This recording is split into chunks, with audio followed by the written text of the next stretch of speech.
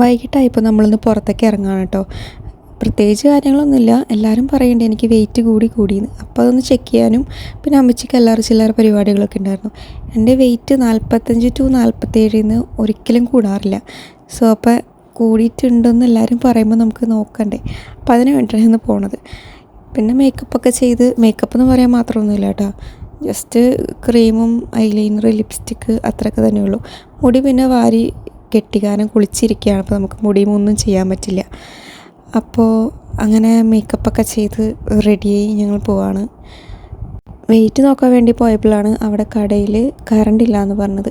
പിന്നെ അമ്മച്ചി കുറച്ച് ഡ്രസ്സ് തയ്ച്ചതൊക്കെ മേടിക്കാനുണ്ടായിരുന്നു. അതൊക്കെ മേടിച്ച് പിന്നെ ഹെൽമെറ്റിന് ഗ്ലാസ് ഇടാനുണ്ടായിരുന്നു. ഇവർ ഈ സംസാരിക്കുന്നത് ഹെൽമെറ്റിന് ഗുണവും ദോഷമായിരുന്നു കേട്ടോ. ഞാൻ അവിടെ വെറുതെ നിന്ന് പോസ്റ്റായി അതൊക്കെ കേട്ടിട്ട്. അവർ ഭയങ്കര വർത്താനമൊക്കെ ആയിരുന്നു.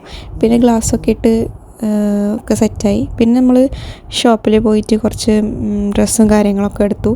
അത് കഴിഞ്ഞ് മെഡിക്കൽ ഷോപ്പിൽ കയറി കുറച്ച് മരുന്നൊക്കെ മേടിച്ച് റിട്ടേൺ വരുന്ന വഴിക്ക് നമ്മൾ വിചാരിച്ചു തട്ടുകടയിൽ പോയിട്ട് എന്തെങ്കിലും മേടിക്കാമെന്ന്. അപ്പോൾ ഞങ്ങൾ ബൂട്ടിക്കറിയാണ് മേടിച്ചത്. ഇപ്പോൾ ഈ വെയിറ്റ് നോക്കുന്നത് വീടിൻ്റെ അടുത്തുള്ള ചേച്ചിയുടെ വീട്ടിൽ നിന്നാണ് കേട്ടോ.